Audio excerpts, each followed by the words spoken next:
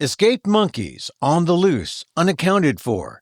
Here's two more recent incidents involving monkeys the bioresearch community doesn't want you to know about, because what's at stake is America's public health.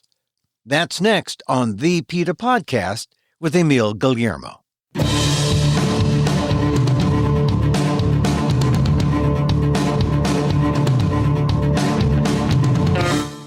Welcome to the PETA podcast.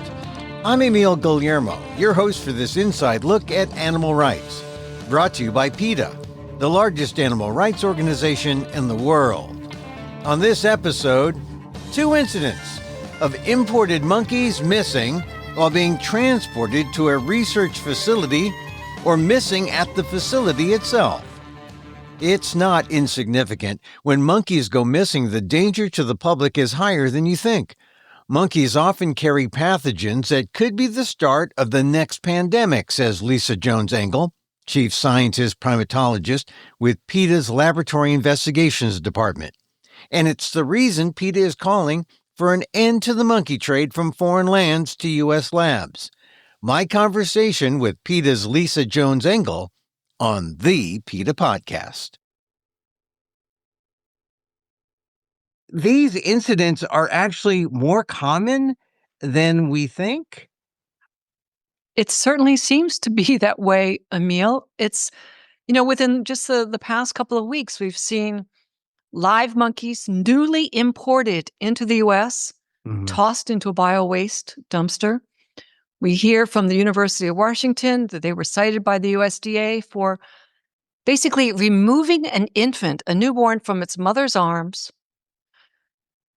not checking to see this animal was still alive, putting it in a plastic bag and tossing it into a cooler. And it wasn't until an hour later that someone realized that animal was alive. It's the level of incompetence, the level of lack of regard for life, for basic animal welfare requirements.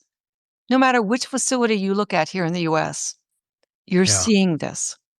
Yeah, and this is at the Washington National Primate Center, but they've renamed it so that you can't, so it doesn't get the notoriety of being a primate center, but it is a primate center, even though they call themselves now the Washington National Biomedical Research Center. They can call themselves whatever they want. What they should actually be standing up on the rooftops and shouting is that we make a mess of science and we kill monkeys. So it doesn't matter whether or not they've decided to brand themselves as the Washington Biomedical Research Center. They will always be the University of Washington Primate Center that routinely violates animal welfare laws, that routinely puts out bad science, and that routinely has dead animals. And you couldn't have found this out. You had to tell me about the process that gives you the confidence now to say this happened and it was on their watch and we have the documents. What did you have to do to prove this? So for this one where the infant was literally taken from their mom's arms and bagged up and dropped in the cooler, we learned about that from a USDA citation. So the University of Washington likes to say, hey, we self-report when we do things wrong. And you're right. The University of Washington did report to the Office of Laboratory Animal Welfare and to the USDA, yeah, we bagged a living monkey and tossed them in a cooler. But just because you say you did something bad, I'm sorry, you don't get a pass because you keep doing those same bad things again and again and again. And so we saw the USDA came down hard on them and said, really? But what were you thinking? Yeah. Did they get fined? Did they get what kind of penalty did they receive? I mean, they were cited, but we have not seen a fine yet. Yeah. So that's unfortunately, Emil, that is not unusual. The USDA doesn't. They're not distributing fines the way that these violations would call for. Yeah, and unless the public knows about this and are outraged by this, nothing really happens. So it is significant that PETA comes forward and says, hey, look at, shine a light on this. Look at what they're doing there in Washington at this lab.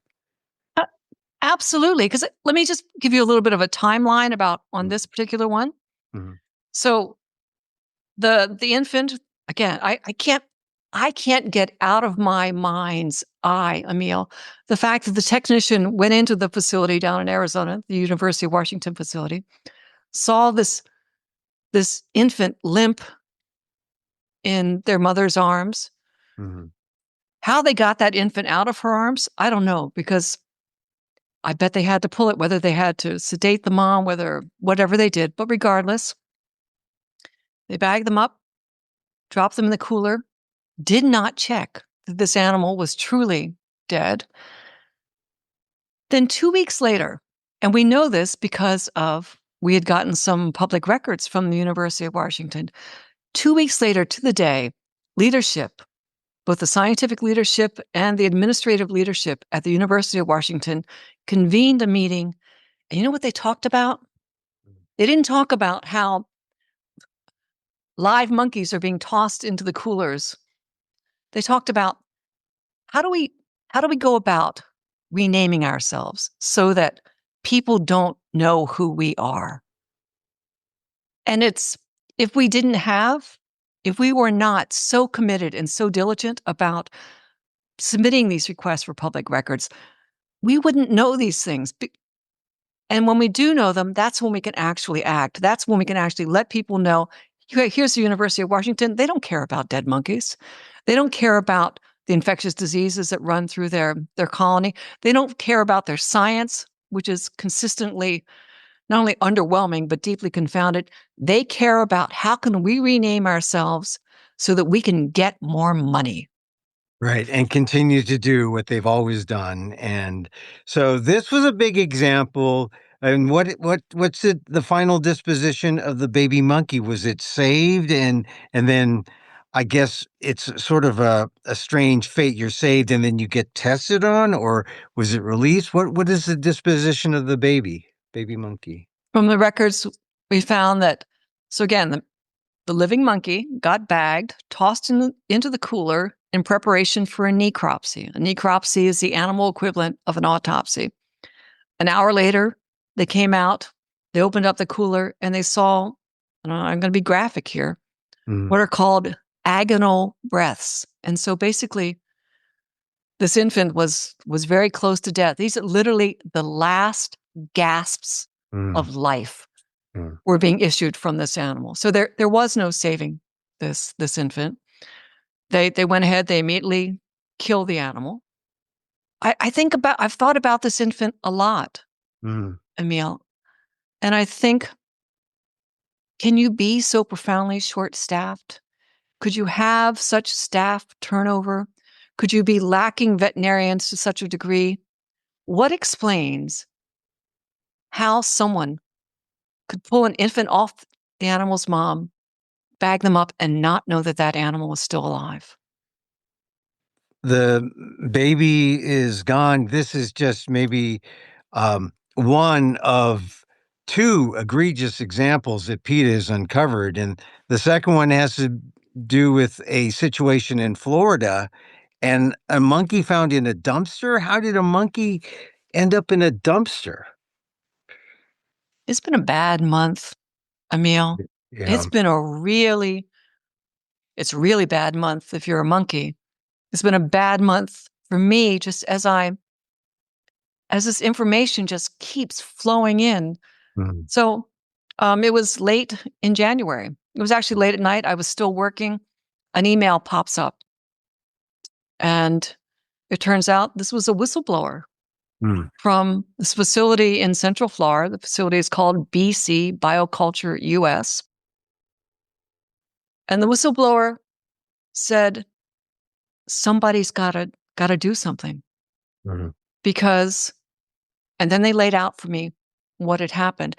And before I actually laid it out for the people who were listening, I want to reflect on something else that this whistleblower said. This whistleblower understood the horrors that this animal had experienced over 5 days. But the whistleblower also pointed out, think about the biosecurity, the public health risk that this animal represents. And so let me paint the picture for you. On January 27th, 2026, a flight took off from Mauritius, an island off the coast of Africa that has been exporting to the US and to other places more than 10,000 long-tailed macaques a year for the past several years. This plane took off. We know it was in the air for at least 29 hours. And on board were wooden crates where long-tailed macaques were stuffed in individually into these tiny little wooden crates. The plane landed in Miami. A trucking company came, unloaded the crates from the plane, put them into their trucks, drove a couple of hours up to kind of central Florida, south central Florida, to Immokalee, to the BC US facility. We're now on January 28th. It was really cold in Florida. The staff, some staff didn't show up that night. So these are newly imported monkeys. The regulations, the federal regulations are really clear. The minute a monkey touches ground in the US, they have to enter CDC quarantine. So it's late at night, 9:30, 10 o'clock at night. It's cold. The staff at BCUS start opening up the wooden crates, pulling the monkeys out, stuffing them into the metal cages so that they can start the CDC quarantine. They then take the crates and they toss them into a big red biohazard dumpster on the BCUS grounds. On January 30th, 2 days later, the waste company comes to pick up the biohazardous waste, this big dumpster, loads it onto the truck goes tootling off. On February 2nd, 100 miles south, back in Miami, the dumpster is opened in the biowaste facility, and out pops a live monkey. The monkey was in the dumpster the whole time. The monkey was in the dumpster. This monkey was cold. This monkey was hungry. This monkey had just traveled 29 hours in the air. This monkey was alone. This monkey was being bathed in biomedical hazardous waste inside this dumpster. Emil, this monkey had gone unaccounted for 5 days at this point. How did you lose a newly imported monkey? The failures at every single point across this it's inconceivable to me. And no one said, where's the monkey? No one tried to find it. And so where's the monkey?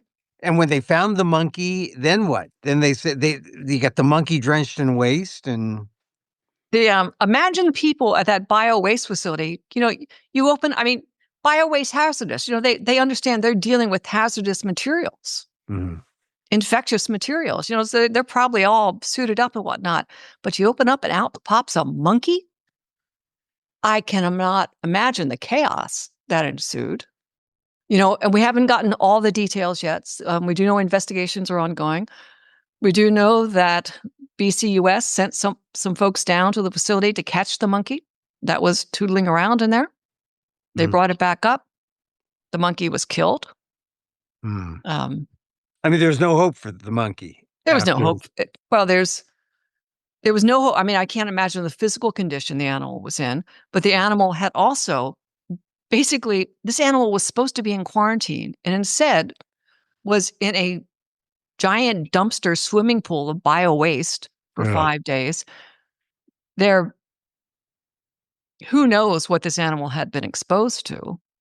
Who knows what this animal exposed others to? Because this animal was coming out of Mauritius. The reason that animals are mandated to go into CDC quarantine the minute they land on the ground in the US is because we know, the CDC knows, everyone knows these animals are arriving here infected with things that can cause disease in us. What's with the disposition of the monkey now? It's deceased. And what are they doing now at the lab to make sure this doesn't happen again? Yeah. Well, they wouldn't have done anything, I'm sure, if this whistleblower had not come to PETA and said, do something about this. So you can imagine that next day. So we heard about this on February 3rd. I mean, we activate like that. We get the complaint to the USDA. We get the complaint to the Florida Fish and Wildlife Commission. We get the complaint to the CDC. And then the next day we see that these agencies are there. They are investigating this. Just this evening, I just saw right before I came on with you, there's a really there is coverage. Yeah. People are of this case? Of this case. Because then, in addition, just a few days after that, we learned about additional violations at this same facility. Ooh. About animals, 2 monkeys who were in an observation room. The temperature reached up to 104 degrees. Those animals died. The USDA cited them for that. It's like I'm telling you, Emil, it's crazy this month. It seems to me that the carelessness is really out of hand, and that carelessness is how the industry that exports monkeys and brings them in, this is how they approach their business. They don't really care about the public, and they don't care about, safety. Exactly. They don't care about the public. They don't care about safety. I'm still trying to wrap my brain around. So you order a shipment of monkeys from Mauritius. You're going to have sheets of paper that says, all right, we're delivering to you 200 monkeys or 300 monkeys. The staff were literally they had their hands on these monkeys, pulling them out of the wooden crates and putting them into the metal cages. Can you not count? Yeah. Can you not say, hey, I'm missing? Anyone see my monkey? Anyone got a monkey anywhere? Well, so these instances, the one in Washington, in the Washington facility, this one in Florida that we're talking about, what is it that PETA is demanding that the feds and that the people in the industry do? I mean, you're calling for what, an importation ban, right? So we're going to the Health and Human Services and saying, end all primate importation now. How much clearer do you need to see the biosecurity risks that this industry represents? I mean, this is the dumpster monkey in Florida. They make movies about this kind of thing. This is life imitating movie Art. at this stage of the game, and it's actually they've and they didn't even have much of a budget, and they still have managed to come up with this. This industry will ignite the next pandemic, I guarantee it, given their carelessness, given their drive for money and monkeys. Is it really that extreme? The next pandemic, is that the kind of pathogen that potentially released into society? Absolutely. This is the thing about primate importation and the primate experimentation that's going on in the U.S.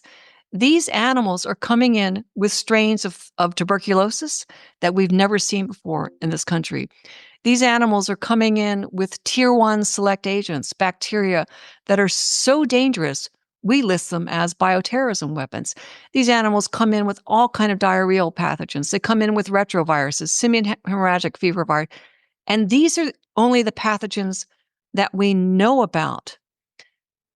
This is the thing about pathogens and spillover, Emil. Mm-hmm. It doesn't take much. We've just come out of a pandemic that has demonstrated that pathogens will make their way around the world.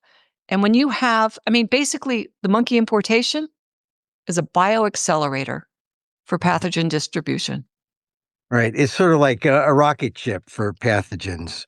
It is a rocket ship and it is headed, and every day we've got incoming missiles here into the U.S. Yeah. Well, so what can people do if they want to stop this? They can go to the website. We have made it so easy for the listeners. A couple of clicks at PETA.org, and you can see that. You can actually send messages to the Health and Human Services, to the secretary there, saying, end primate importation.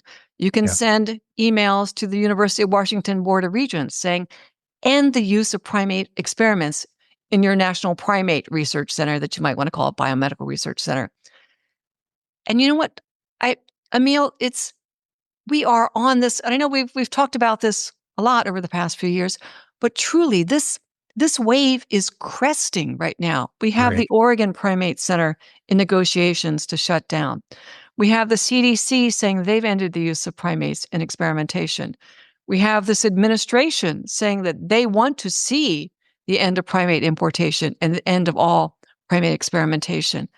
And then we have these facilities, whether it's the University of Washington, whether it's BC-US, whether it's New Iberia in Louisiana, they are giving everyone the reason to end the use of primates in experimentation.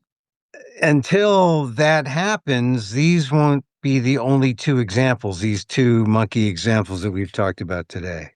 Oh, absolutely not. I mean, just think about what we've talked about over the years, the escape of all those animals at the Alpha Genesis facility in South Carolina, the escape of that truckload of monkeys coming out of Tulane just a few months ago, the escape of newly imported monkeys coming in on that road up in Pennsylvania back in January of 2022.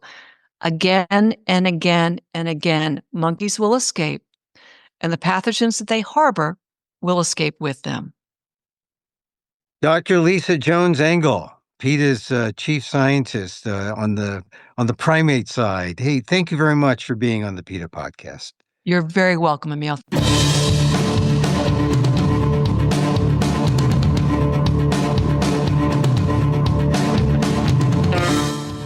Lisa Jones-Engel, chief scientist, primatologist with PETA's Laboratory Investigations Department, gave him the scoop on two recent escaped monkeys or missing monkeys incidents in the United States, making it clear that there's got to be something done with the importation of monkeys, like a total ban.